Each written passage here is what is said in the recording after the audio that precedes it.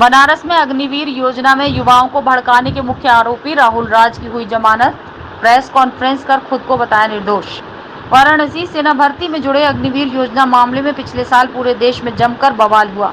इस क्रम में बीते दिनों 17 जून को प्रधानमंत्री नरेंद्र मोदी के संसदीय क्षेत्र वाराणसी में भी अग्निवीर योजना के खिलाफ छात्रों ने जमकर बवाल काटा था।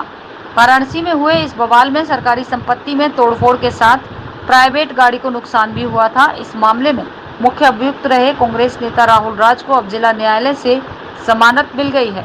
बताते चलें कि इस पूरे बवाल के बाद कमिश्नरेट पुलिस ने कार्रवाई करते हुए इस मामले में राहुल राज को मुख्य अभियुक्त बनाकर विभिन्न धाराओं में मुकदमा दर्ज किया था। राहुल राज महात्मा गांधी काशी विद्यापीठ के पूर्व छात्र संघ उपाध्यक्ष एवं NSUI के नेता है। इस मामले के बाद पिछले 9 महीने से फरार चल रहे थे। बता दें कि वाराणसी जिले के 3 थानों में राहुल राज के खिलाफ सरकारी संपत्ति को नुकसान पहुंचाने, तोड़फोड़ करने, शांति व्यवस्था भंग करने के अलावा कई धाराओं में मुकदमा दर्ज किया गया था।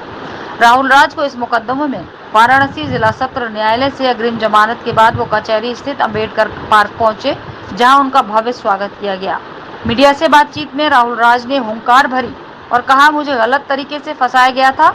जब इस तरह की घटना हुई तब मैं बीमार था और मुझे पीलिया हुआ था।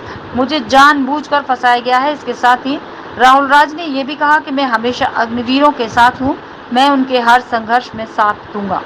रोहित सेठ जी, प्रेस कॉन्फ्रेंस करने का संदर्भ ये है कि साल भर पहले अग्निवीर योजना का विरोध प्रदर्शन हुआ था पूरे उत्तर प्रदेश में, और जिसमें वाराणसी सहित पूर्वांचल में भी विरोध प्रदर्शन आक्रोश हुआ था छात्रों द्वारा, अभ्यर्थियों द्वारा। तो उसमें मुझे फर्जी तरीके से फंसाया गया था और मेरे ऊपर दर्जनों मुकदमे लादे गए थे। और जबकि मेरा इस अग्निवीर योजना से कोई विरोध नहीं था, उसके बावजूद लोगों ने मुझे टारगेट किया और गलत तरीके से मेरे ऊपर फर्जी मुकदमे लगाए। जबकि मैं अपने मौलिक अधिकार और मौलिक कर्तव्य को जानता हूं, क्योंकि हिंसा करना, जबकि हमारा मौलिक कर्तव्य कहता है संविधान का 9वां पॉइंट कि इस देश में जितनी भी सरकारी संपत्ति है उसको क्षति ना पहुंचाना एवं हिंसा से बचना।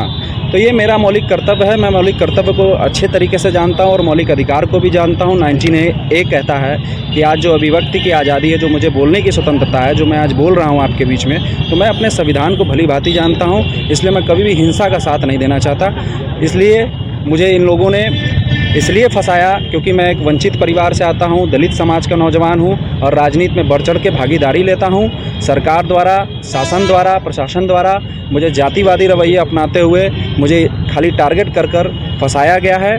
और साथ ही मैं विधानसभा का चुनाव लड़ा अजगरा विधानसभा से 2022 में विपक्ष दल से, केवल मात्र इन्हीं 2 कारणों से सरकार और शासन प्रशासन द्वारा मुझे फंसाया जा रहा है। अब आगे क्या अग्निपथ योजना जो है उसका विरोध करेंगे, अग्निवीरों के साथ खड़े रहेंगे, क्या रहेगा आगे की रणनीति? कि मैं देश की जनता के साथ और उन सभी पीड़ितों के साथ, चाहे वो अभ्यर्थी हों, मजदूर हो, किसान हो, अल्पसंख्यक हो, चाहे तमाम वो लोग हों जो पीड़ित हैं, मैं उनके साथ हमेशा खड़ा होने का काम करूंगा, बशर्ते ये कि संवैधानिक तरीके से, लोकतांत्रिक तरीके से अगर कार्यक्रम होता है, प्रदर्शन होते हैं, तो मैं उनका सपोर्ट जरूर करूंगा, साथ जरूर दूंगा। अग्निपथ योजना का विरोध करते हैं? अग्निपथ योजना का मैं विरोध वैचारिक रूप से करता हूं, लेकिन हिंसा में मेरा कोई देश और दुनिया की तमाम छोटी बड़ी खबरों के साथ जुड़े रहने के लिए देखते रहिए द नेशन न्यूज।